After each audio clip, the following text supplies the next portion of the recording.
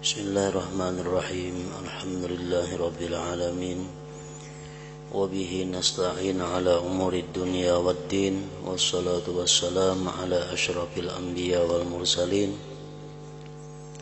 Sayyidina Maulana Muhammadin wa ala alihi wa ashabihi ajma'in. Qala al-musannifu rahimahullah wa nafa'ana bi ulumihi fid dharain amin. Adab-adab itu ialah, maksudnya adalah adab-adab bersama dengan Allah Subhanahu wa ta'ala.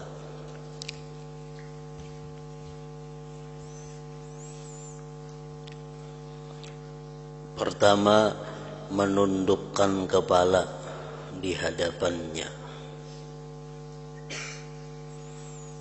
Menundukkan kepala di hadapannya, di hadapan Allah Subhanahu wa ta'ala,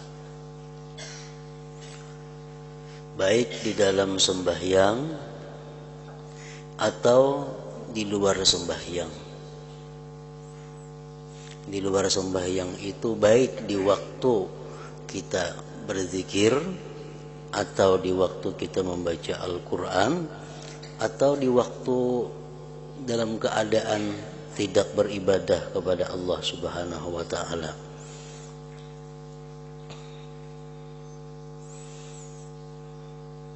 Menundukkan kepala di hadapannya.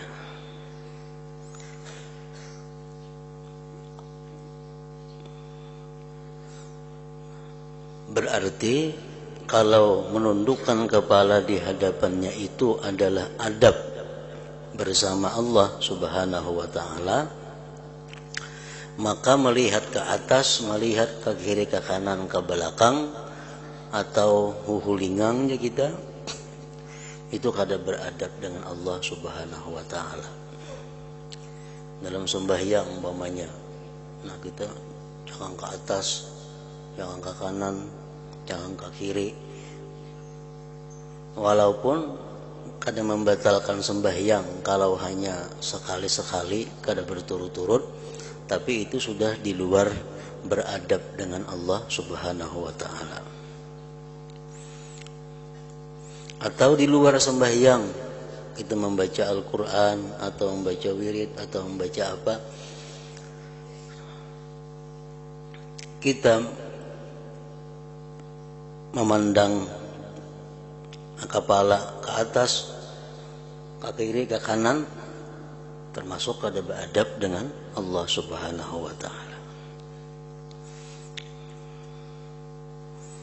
Makanya itu walaupun kita umpamanya di luar sembahyang itu hafal Yasin yang kita baca, kita hafal surah-surah Al-Quran, disitulah kebaikannya kita membaca Al-Quran itu dengan menggunakan Al-Quran. Karena dengan membaca Al-Quran, memakai Al-Quran itu sekada-kadanya mengurangi kepala kita ke situ kemari. Kan lain pahalanya kalau kita membaca Quran itu bahapal, lalu membaca Quran itu dengan memandang Al-Qurannya. Dengan memandang Al-Qurannya, di situ bukan hanya mulut kita yang beribadah, tapi mata kita pun juga ikut beribadah.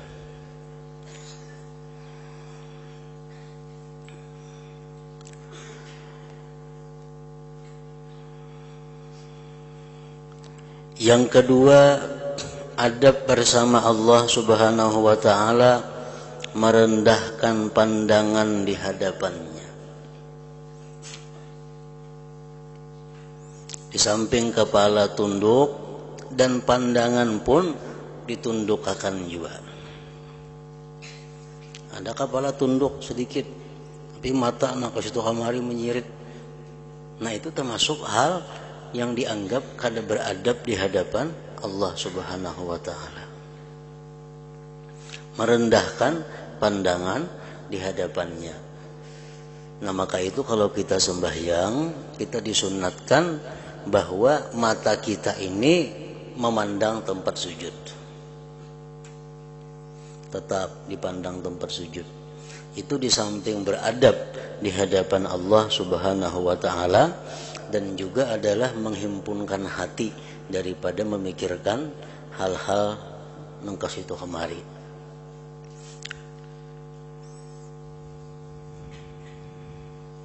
Sebagaimana disebutkan oleh para ulama bahwa di dalam sembahyang itu kiblat badan, kiblat dada adalah Baitullah, kiblat mata adalah tempat sujud, kiblat hati ingat kepada Allah Subhanahu wa taala. Nah, jadi dengan kita sembahyang itu dada kita arah ke kiblat, mata kita melihat di tempat kita sujud, dan hati kita ingat kepada Allah Subhanahu wa taala. Nah, itu sempurna sudah kiblat kita.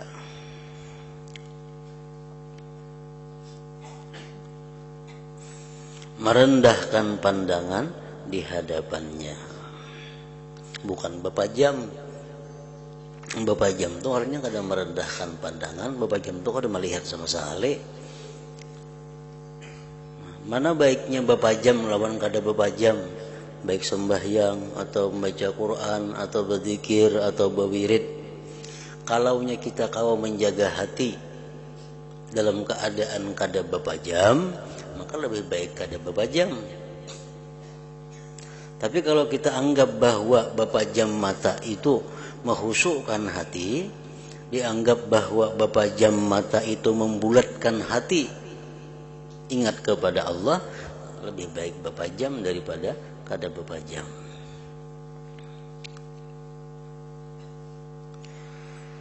Yang ketiga, menumpukan perhatian kepadanya Allah Subhanahu wa taala. Artinya selalu ingat, selalu berzikir kepada Allah Subhanahu wa taala. Yang keempat, mendiamkan segala anggota badan. Nah, sebagaimana dalam sembahyang kita kada boleh bergerak kecuali dengan gerakan yang disuruh, dengan gerakan yang dianjurkan oleh Allah Subhanahu wa taala. Nah, di luar sembahyang pun kita demikian juga. Kita bergerak menunaikan perintah Allah atau anjuran Allah. Kalau kada, diam. Mendiamkan segala anggota badan. Kita misal berzikir, batis bergerak-gerak, nah itu kada beradab di hadapan Allah Subhanahu wa taala. Kita berzikir, kepala bergerak-gerak, itu kada beradab di hadapan Allah Subhanahu wa taala. Apalagi awak, la ilaha illallah, itu kada beradab dengan Allah.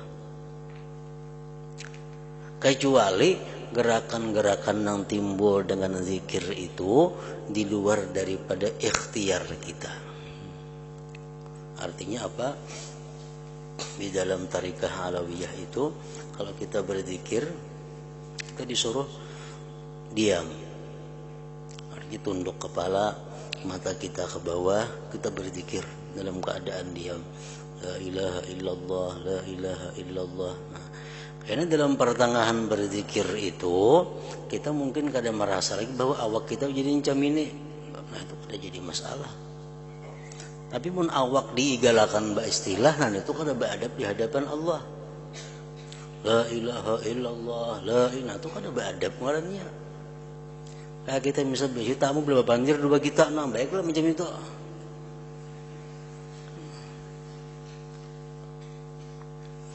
Nah, kalau sudahnya asik berzikir, hatinya sudah kada ingat lagi lawan jasmaninya, hatinya tertumpu kepada Allah, lalu awaknya itu menimbulkan gerakan-gerakan yang di luar daripada usahanya, itu kada jadi masalah.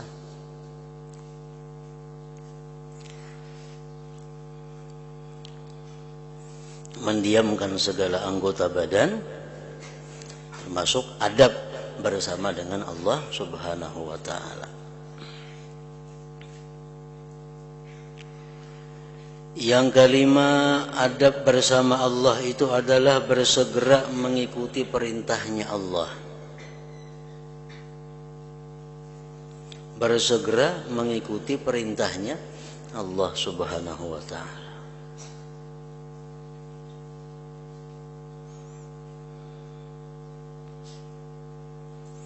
Yang keenam, menjauhi larangannya. Itu termasuk adab.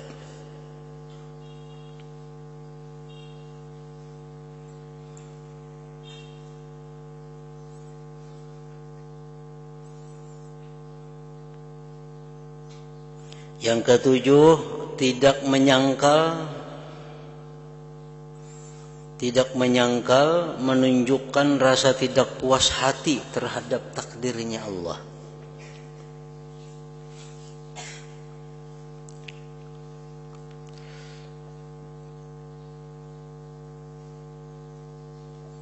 Artinya bahwa kita ridha dengan apa yang telah ditentukan oleh Allah Subhanahu wa ta'ala.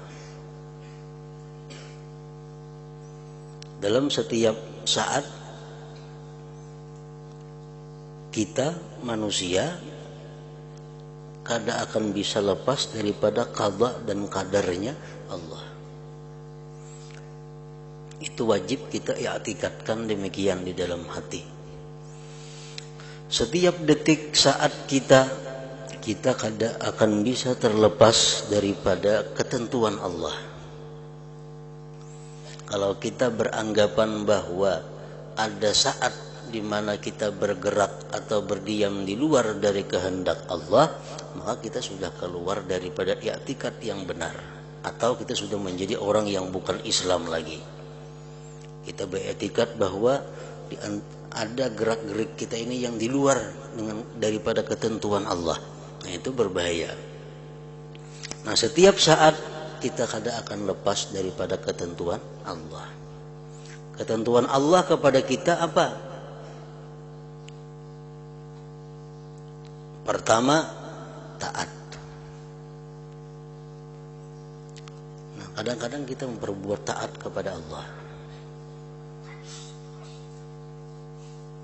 Apapun taat yang telah kita hasilkan, apapun taat yang telah kita kerjakan,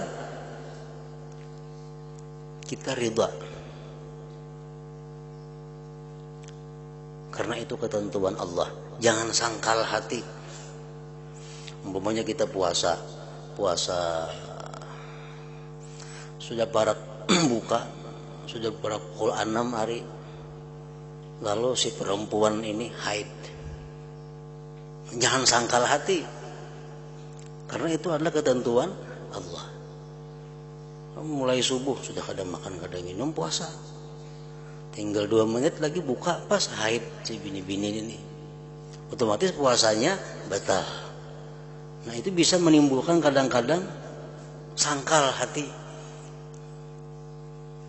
Beribadah kada sampai kepada yang ditentukan. Artinya mangkado seharian pulang, mangkado terus sudah sehari puasa hitungannya. Nah, demikian pula hal kita misal mengamalkan sesuatu amalan. Nang ujar Nabi, siapa yang mengamalkan sembahyang berjamaah 40 hari berturut-turut, dia akan terlepas daripada munafik dan neraka. Gawi sehari, 2 hari, sampai sudah 39 hari betul-betul garing kita kada kau sembahyang berjamaah. Nah, itu bisa menimbulkan kita jengkel di dalam hati. Nah, bila kita jengkel dalam hati karena hal-hal seperti itu, berarti kita sudah kada ridha dengan ketetapan Allah Subhanahu wa ta'ala. Jadi perbuatan taat itu pun bisa menimbulkan kita kada ridha. Nah, semestinya kalau kita beradab dengan Allah, kita beradab dengan Tuhan kita mesti ridha kepada segala ketetapan Allah. Ketetapan Allah yang kita terima dalam setiap saat ini ada kalanya taat. Yang kedua, maksiat. Kita berbuat maksiat itu sudah ketetapan Allah.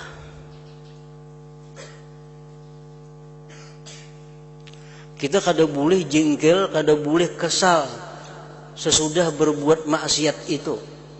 Kesal, jengkel kepada Allah. Kalau kita jengkel kepada kita pribadi, kalau kita kecewa dengan nafsu kita, itu kada jadi masalah, disuruh. Tapi kalau kita jengkel dengan Allah, nah itu nang kada boleh. Kita sudah menjaga diri daripada maksiat. Sedemikian susah payah kita menjaga diri daripada maksiat. Awak menjaga diri.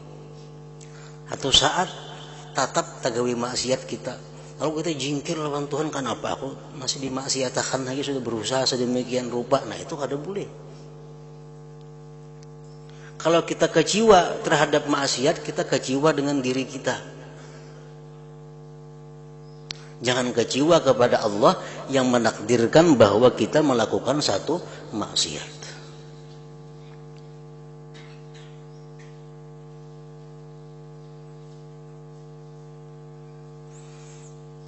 Nah, kemudian yang ketiga, ketentuan Allah Subhanahu wa taala kepada kita adalah nikmat.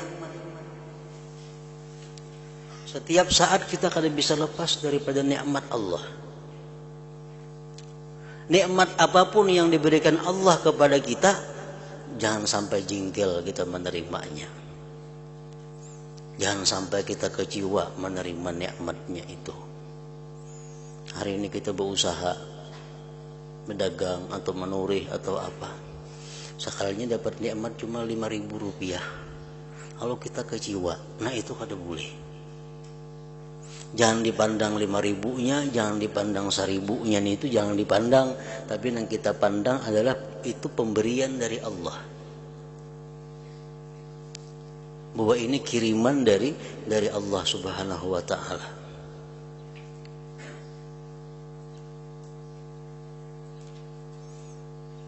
Berapapun nikmat yang diberikan Allah kepada kita, kalau kita beradab dengan Allah, kita ridha.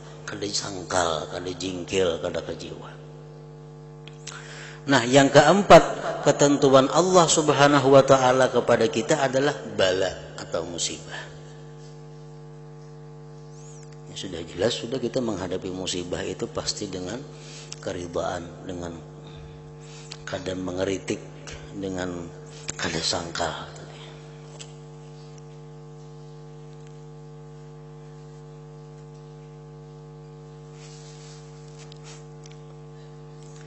Yang ketujuh, adab kita kepada Allah, adab kita bersama Allah, tidak menyangkal, menunjukkan rasa tidak puas hati terhadap takdirnya Allah.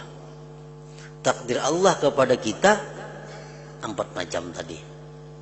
Ada kalanya kita saat ini ditakdirkannya taat, ditakdirkannya dapat nikmat, ditakdirkannya memperbuat maksiat, ditakdirkannya mendapat bala. Padahal seluruh yang ditakdirkan Allah Subhanahu wa taala yang 4 macam tadi, Allah menentukan kepada kita nikmat, menentukan kepada kita musibah, bala. Allah menentukan kepada diri kita ini taat, menentukan kepada kita maksiat. Samuan takdir Allah yang datang kepada kita itu, kalau kita ini pintar, kalau kita bisa, samuan itu mendatangkan pahala kepada kita. Kada tenang, kada pahalanya. Allah mendatangkan kita taat. Kita dimampukan oleh Allah untuk berbuat satu ketaatan. Kita hadapi dengan keridhaan. Dan kita ingat bahwa itu adalah anugerah daripada Allah Subhanahu wa taala. Pahala. Kita ditakdirkan Allah memperbuat maksiat. Lalu kita sadar bahwa kita kada mampu menjaga diri kita kalau Allah menghendaki sesuatu. Dan kita kecewa kepada diri kita yang melakukan maksiatnya. Kita menyesal kepada diri kita yang memperbuat maksiat ini. Nah, jadi pahala. Allah menakdirkan kita berbuat maksiat, tapi kalau kita bisa mengelolanya, bisa menyikapinya, jadi pahala.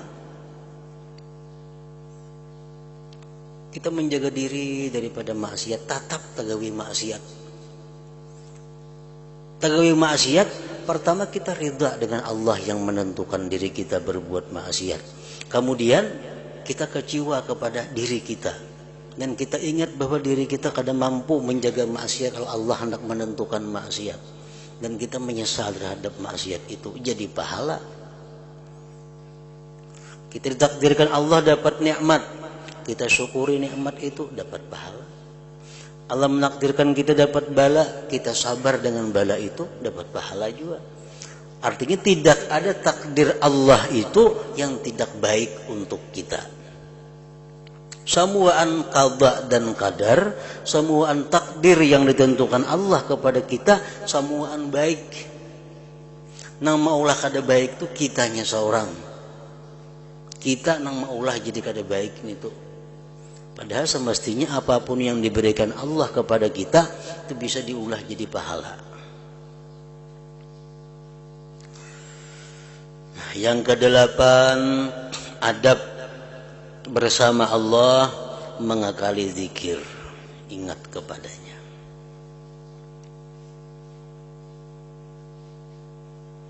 Mengakali zikir, ingat kepadanya Allah Subhanahu wa ta'ala.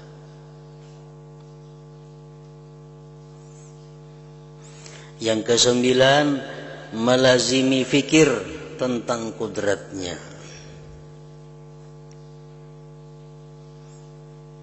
Melazimi fikir tentang kekuasaan Allah.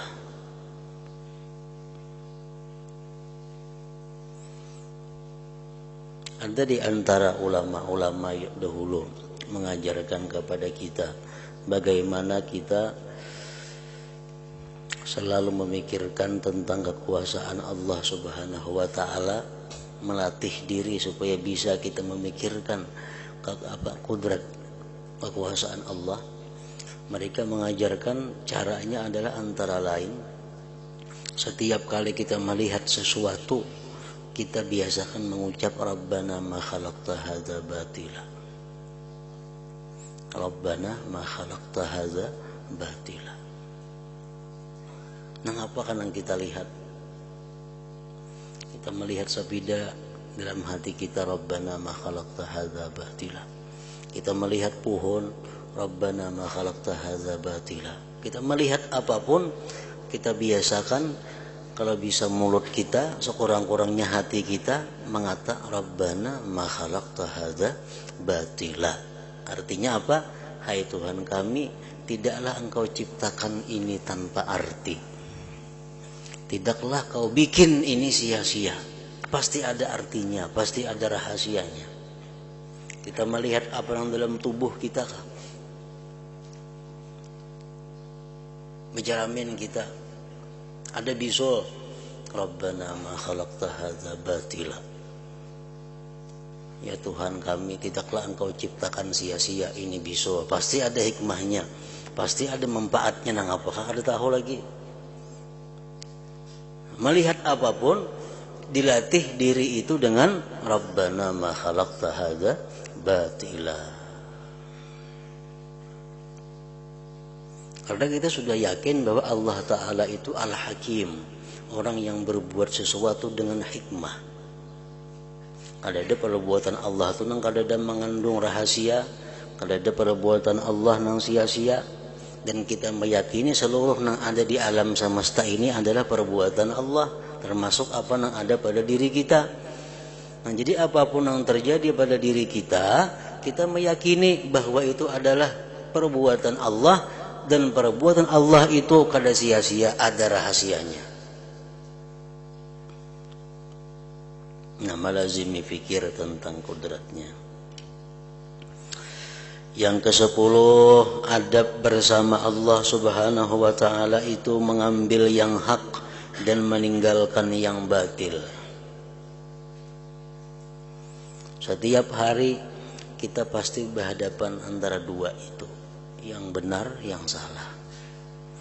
baik perkataan, baik penglihatan, baik pendengaran, baik pergaulan, baik gerak badan, samuaan. Dalam setiap hari kita dihadapkan antara kiri kanan, antara bujur lawan salah. Nah, kalau kita beradab dengan Allah Subhanahu wa ta'ala, kita pasti akan mengambil yang benar, mengambil yang benar dan meninggalkan yang batil. Yang ke-11, adab bersama Allah, putus harapan daripada makhluk.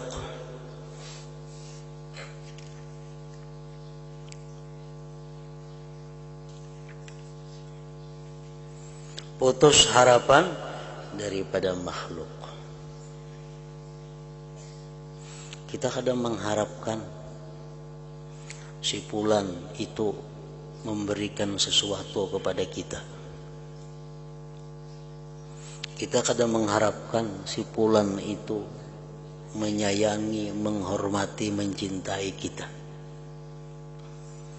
Kita kadang mengharapkan makhluk Allah itu, siapapun makhluk Allah, kita kadang mengharapkan dia itu memperhatikan kita. Yang hanya kita harapkan kemuliaannya, kecintaannya, pemberiannya adalah Allah Subhanahu wa ta'ala. Bila kita mampu demikian, maka seluruh makhluk Allah akan diperintahkan Allah untuk menghargai kita. Aku kadang mengharapkan pemberian nikah. Aku harap itu pemberian Allah. Aku kadang mengharapkan ikam itu mencintai aku, tapi aku harapkan Allah mencintai aku. Aku kadang mengharapkan ikam itu menyayangi aku, memperhatikan aku. Yang aku harapkan adalah Allah yang memperhatikan aku. Nah, bila kita kawa seperti itu di dalam hati kita, maka Allah akan menyuruh makhluknya melalui Jibril. Jibril mengumumkan kepada seluruh malaikat langit. Malaikat langit menghimbau kepada seluruh hati-hati manusia yang ada di bumi. Cintailah fulan itu karena Allah mencintainya. Hormati si fulan itu karena Allah menghormati dia. Perhatikan fulan itu karena fulan itu diperhatikan oleh Allah. Seluruh makhluk akan tumpah memperhatikan kita. Karena kita kadang minta perhatian kepada makhluk, minta perhatiannya hanya kepada Allah Subhanahu wa ta'ala. Putus harapan daripada makhluk. Jangan berharapkan makhluk, tapi harap lainnya.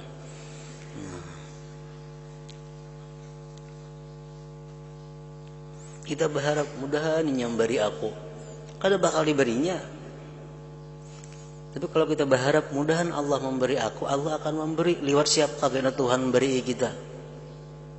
Bisa lewat yang kita maksud itu orangnya, bisa lewat yang lain. Kalau kita berharap minta kepada Allah.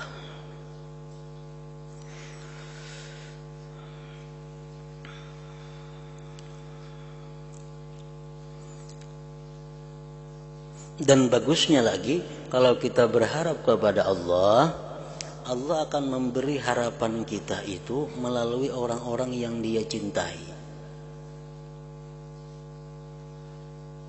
Kalau kita menghendaki sesuatu kepada fulan, dalam hati ini bergeritik, mudahan si fulan itu datang dan memberi aku sesuatu. Ini sesuatu yang salah. Tapi kalau kita berharap, ya Allah berilah hambamu ini, jikalau ini membawa kebaikan lawan hamba. Nah, Allah akan memberikan itu kepada kita melalui orang yang Dia cintai, melalui orang yang disayanginya. Nah, kalau kita minta, ya Allah cintailah hambamu ini, ya Allah sayangilah hambamu ini, kita akan disayangi Allah dan akan disayangi oleh orang-orang yang disayangi Allah di muka bumi ini. Jangan kita hendak minta sayangi dengan seseorang, siapa tahu orang itu adalah musuhnya Allah. Bahaya kita. Kita jangan hendak minta cintai kepada si fulan, karena kita kada tahu barangkali fulan itu adalah musuhnya Allah. Berbahaya kita dicintai musuh Allah. Tapi kalau kita hanya minta cintai kepada Allah, minta perhatikan kepada Allah, maka Allah akan memperhatikan kita, dan Allah menyuruh orang-orang kekasihnya di bumi ini memperhatikan kita. Sehingga apa? Sehingga kawan-kawan kita, orang yang disayangi Allah, pecinta-pecinta kita, orang yang disayangi Allah, akan menjadi lebih baik demikian. Karena kita berharapnya hanya kepada Allah. Putus harapan daripada makhluk. Yang ke-12, tunduk karena kehaibatannya.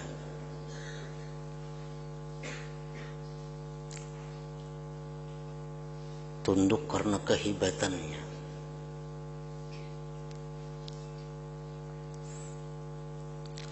Kita takut lawan seseorang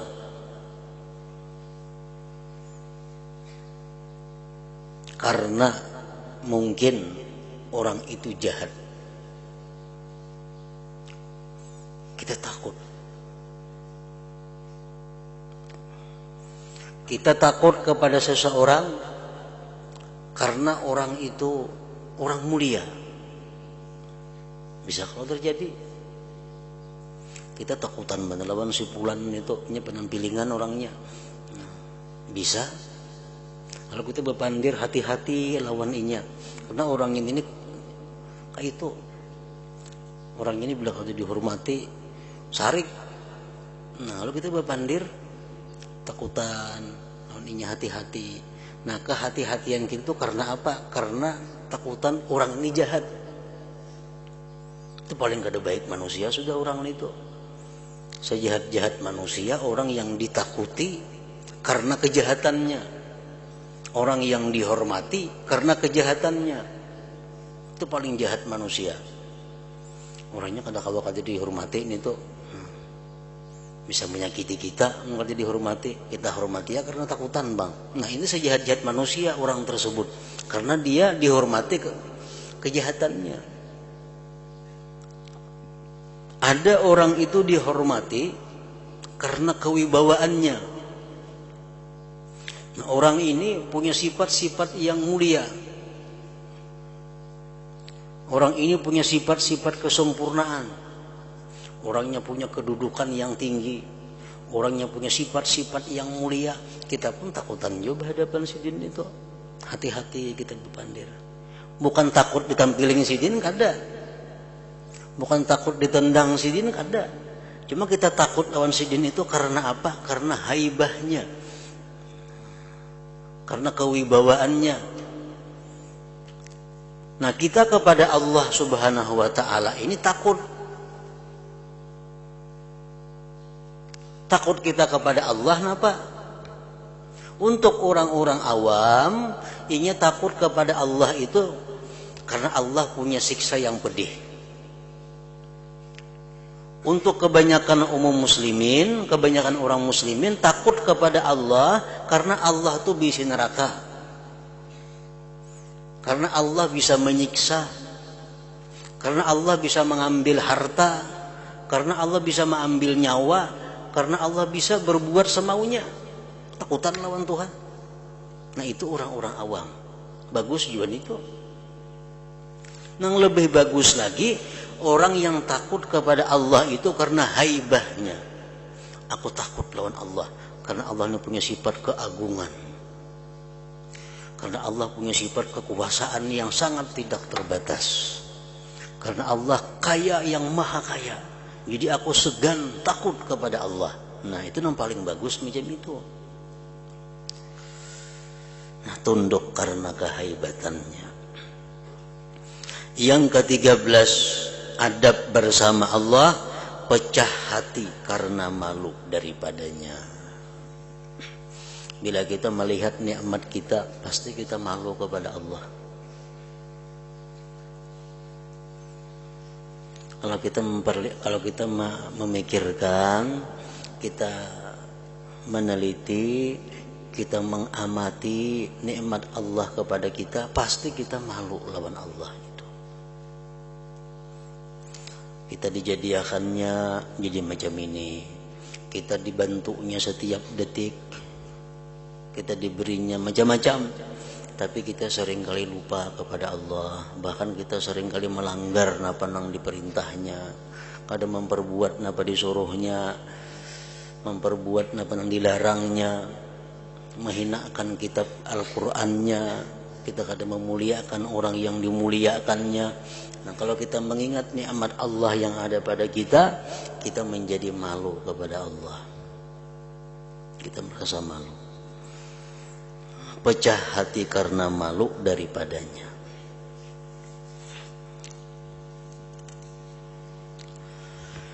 Yang ke-14, merasa tenang dalam kehidupan karena percaya dengan jaminannya.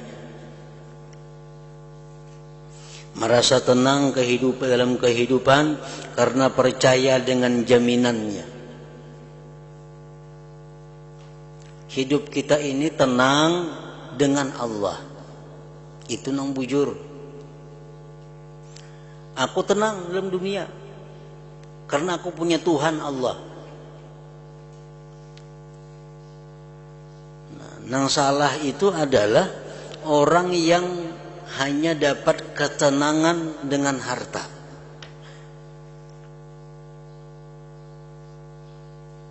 Hidupnya ini kada tenang, gelisah. Dia bila dapat duit 1 juta, tenangnya, lapang hatinya. Ini orang ketenangannya dengan harta. Bila kada dapat harta, wah, merangutlah, masamlah muha, gelisah. Ini paling jahat makhluk Allah,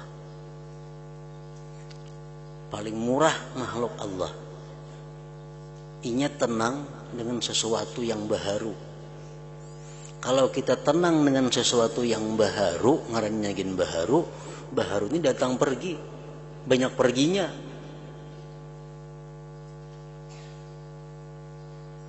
Jadi jangan sampai kita itu merasa tenang dengan makhluk.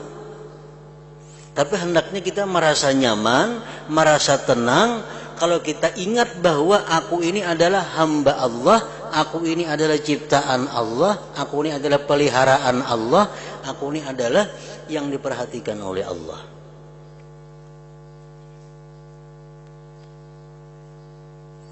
Nah, jadi tenangnya itu tenang lawan Allah. Jangan tenang lawan duit. Itu paling jahat manusia. Kayak kekanakan, ini menangis kalau nangis kanakan. Diberi gula batunya orang naya lagi. Nah kayak itu.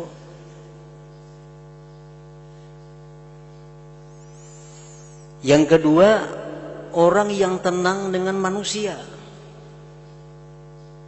Orang yang tenang dengan manusia, hidupnya rasa kada aman, rasa susah.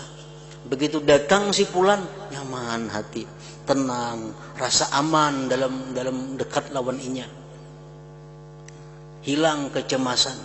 Nah ini orang merasa aman, merasa tenang dengan manusia, itu pun salah juga. Kenapa? Karena manusia itu baharu juga.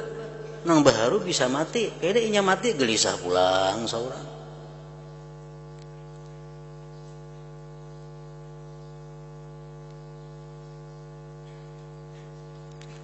Paling nyaman orang yang hidupnya itu merasa tenang dengan Allah.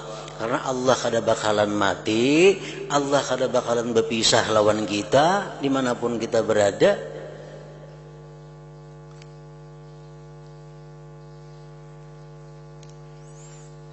Jadi jangan merasa tenang dengan benda, jangan merasa tenang dengan manusia.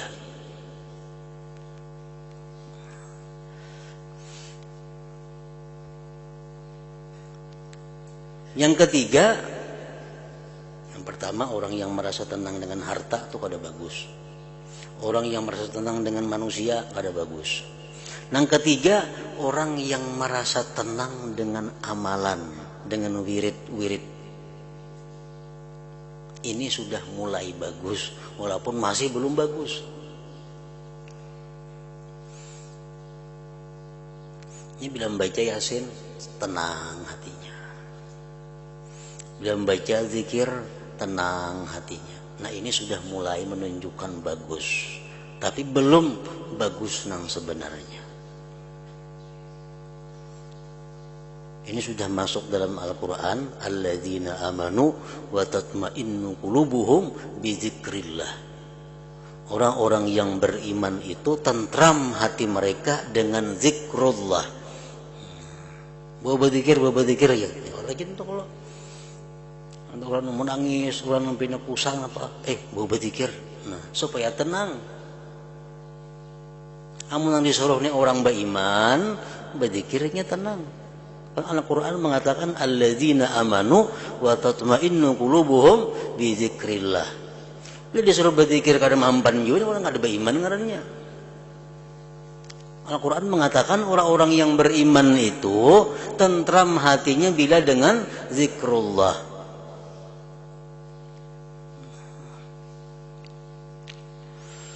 Nah ini sudah mulai bagus. Ini bila berzikir hatinya nyaman, bila mbah baca yasin hatinya nyaman, mbah baca wirid hatinya nyaman. Ini sudah bagus, tapi masih belum bagus sebenarnya. Kenapa? Karena inya tenang, inya senang masih dengan sesuatu selain Allah. Nah orang nang macam ini kayaknya orang nang tenangnya dengan zikir, orang yang tenangnya dengan salawat, orang yang tenangnya dengan Quran. Ini bila berbuat kena maksiatnya kada tenang, atau amalannya kada bacanya kada tenang pikirannya. Nah di situ kada bagusnya. Walaupun bagus tadi cuma belum bagus nang sebujurnya. Nang bagus tuh orang yang tentram hatinya dengan Allah. Jadi perbuatan maksiat, perbuatan taat kada mengganggu hubungannya dengan Allah. Walaupun ia berbuat maksiat, tetap ia masih berharap kepada Allah. Ia berbuat taat, berharap kepada Allah. Jadi taat dan maksiat itu kadang mengubah posisi hatinya kepada Allah. Nah itu paling bagus sudah. Nomor 4 itu. Orang yang hanya tenang, orang yang hanya bahagia dengan Allah. Namun dengan yasin aja bahagianya pas kada terbawa yasin, maka yasin kada hafal. Kalau kada tenang kayaknya. Tapi kalau orang tenangnya dengan Allah, dimanapun ia berada, hidupnya bisa tenang, nyaman. Yang ke-15, adab bersama Allah, bertawakal, berserah diri kepada kelebihannya Allah, karena percaya dengan pilihannya Allah Subhanahu wa Ta'ala. Percaya bujur bahwa apa yang ditentukan Allah kepadaku itulah yang terbaik bagi diriku. Apa yang diberikan Allah kepadaku itulah yang terbaik untuk diriku, karena Allah yang maha mempunyai kebijaksanaan, kelebihan dan sebagainya. Nah, maka inilah sekalian adab yang patut menjadi pakaianmu di waktu siang dan di waktu malam, bersama dengan sahabatmu yang tidak pernah bercerai daripadamu, yaitu Allah Subhanahu wa Ta'ala. Bersalahan dengan makhluk, maka engkau bisa berpisah dengan mereka pada sebagian masamu. Nah, selanjutnya adab-adab orang alim. Ya hadratin Nabi sallallahu alaihi wasallam, Al-Fatihah.